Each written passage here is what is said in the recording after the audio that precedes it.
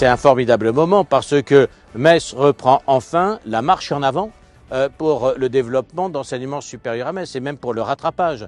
On sait que pour des raisons historiques, Metz est la métropole qui a le plus faible enseignement supérieur de toutes les métropoles de France. C'est le résultat d'annexion et d'une histoire longue.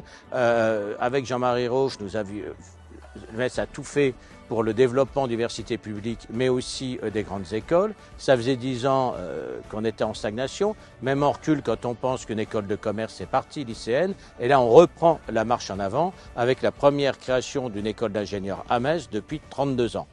Et en plus, on le fait dans un domaine d'excellence de Metz, une vocation Metz, l'ADN de Metz, qui est la logistique. Effectivement, cette accroche, c'est celle de l'I2L, et je me retrouve complètement dans cette ambition-là, parce qu'elle montre beaucoup de choses. En fait, elle montre une connexion aux besoins du marché de l'emploi, aux besoins des entreprises, une promesse d'insertion, une promesse de succès pour les étudiants.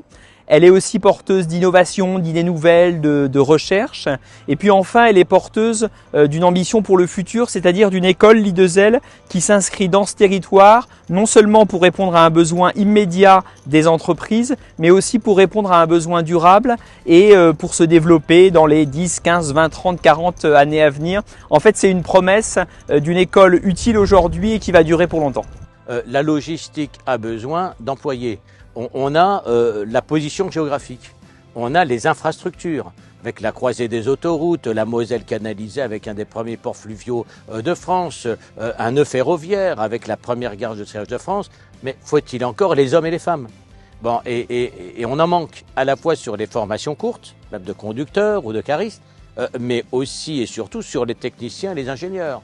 C'est en plus un domaine aujourd'hui en pleine transformation, qui est aussi dans toutes les transitions numériques, écologiques, qui revoit aujourd'hui tous ces process.